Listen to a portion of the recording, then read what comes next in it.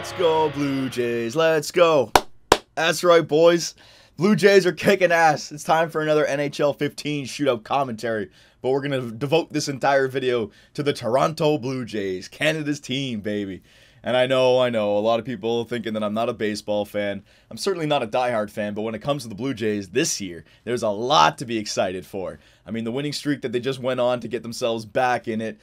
Donaldson is third for home runs, and there's whispers about MVP, so that's very nice. We got a stud there. We picked up Troy Tulowitzki, who apparently is one of the best shortstops in baseball. I'm not going to pretend like I know that. We still have our great two power hitters, Jose Bautista and Encarnacion, so that's good. We picked up a former Cy Young winner, David Price, who is also one of the best at his position. And we actually have a legitimate chance to make the playoffs this year. I mean, it's a time to be a fan of the Toronto Blue Jays. And, you know, I may not be a huge baseball fan, but I have been over the years. I mean, I'm 27 years old, guys. You guys who are like just getting into sports now, you know, in high school, you think you know everything. I mean, give me a break. I remember this season, 2003, with guys like Carlos Delgado, Vernon Wells, Roy Halladay, Orlando Hudson, Eric Hinsky. You know, this was the time that I really got excited about the Toronto Blue Jays. They were good. They finished above 500, just missed the playoffs, right?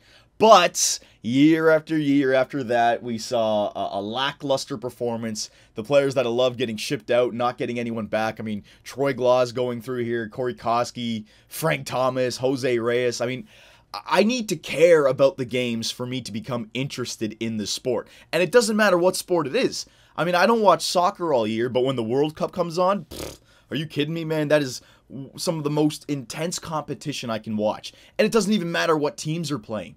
You can feel it in the atmosphere, the players. It's a world-class competition, an event. Same thing with the NBA. You know, I don't like basketball. I don't watch it. But 2 years ago when the Raptors were facing the Brooklyn Nets in Game 7, I didn't know what the hell was going on, right? But I was glued to the TV towards the end there. Kyle Lowry, I think it was, he was trying to tie up the game late. Oh, it was incredible. When I care about the games, I really get into it. And for the longest time, I just haven't cared about the Blue Jays at all. Their baseball, their product, it's all sucked. But now that they're winning, we have the chance to go to the playoffs.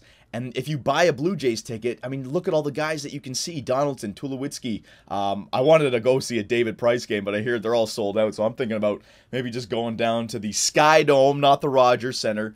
The Sky Dome, and maybe just finding a scalper and dropping $500 for a single. I don't care, man.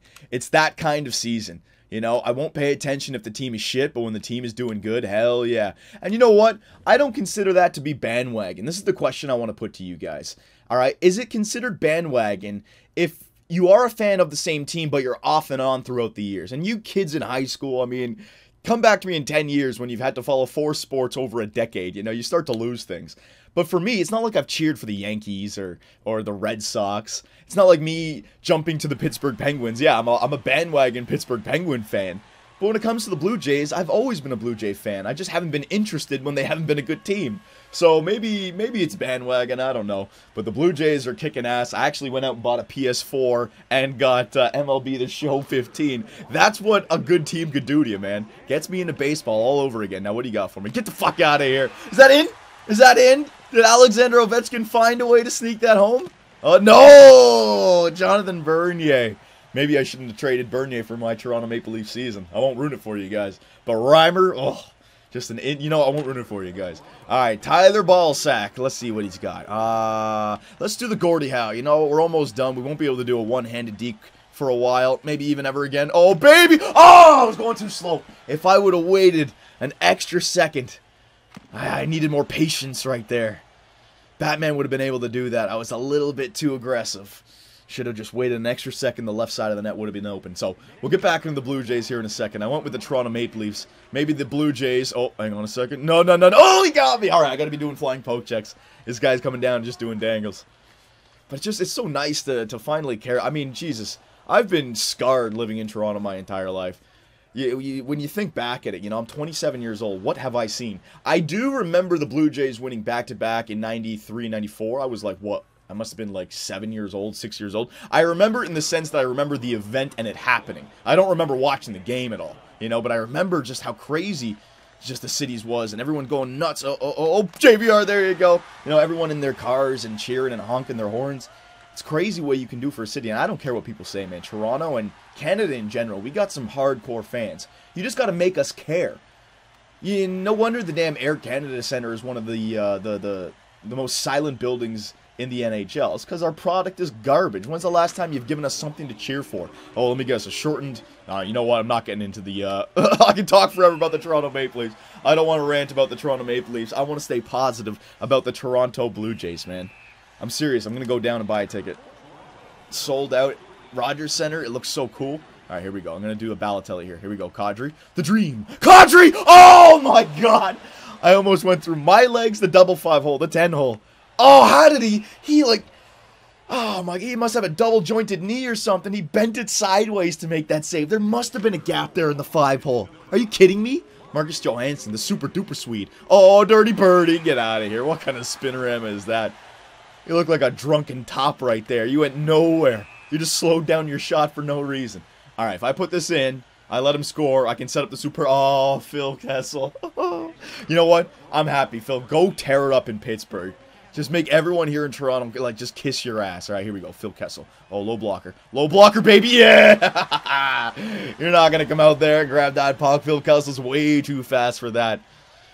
I hear the cookies in Pittsburgh are a lot tastier anyways, Phil. Those Americans down there, they keep the sugar on it. So you'll be fine. Beautiful snipe job. All right, so let's let him score. This has worked for them in the past. Maybe I'll make a save. Wide open. There you go, and he buries it. So we've gone through NHL 12, NHL 13, NHL 14, and now NHL 15 without being able to do the superb man shot. It's elusive.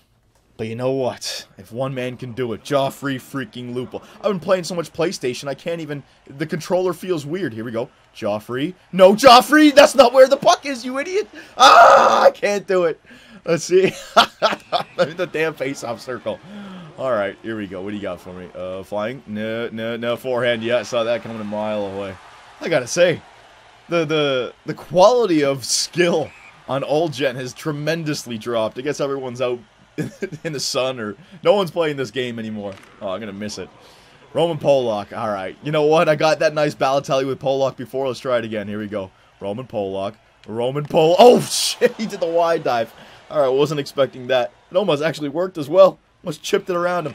Alright, let's get the shootout over with. Joe Ward, let's go. We got to get back talking about the Blue Jays. Oh, flying poke check. God damn it. What a garbage backhander right there, too. That was... He's at the circle when you released it, and I'm just nowhere to be found. Alright, here we go. Booth, let's do a spinorama. The Ode, baby. Oh, David Booth loses the handle.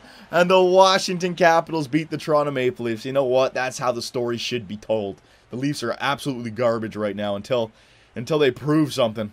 I'm going to treat them like I treated the Toronto Blue Jays over the last decade. Alright, I don't care until you become a playoff team. Alright, so that question about bandwagon I want to put to you guys. I'm someone who always cheered for the Blue Jays. I'm gone through my stages, the 2003-2004 era.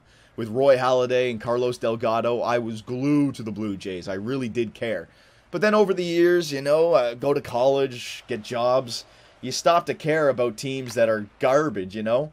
But now that they're back in the playoffs, possibly back in the playoffs, I'm starting to get that baseball fever once again. So, boys, am I a bandwagon fan for that? Or am I just a sports fan that has been waiting for their team to finally give me something to cheer for? Let me know, boys. And remember, I just picked up MLB 2015 the show or whatever. Maybe we got some live streams coming. Maybe we got some videos coming. Let me play the game, figure out what I can do, and who knows, boys.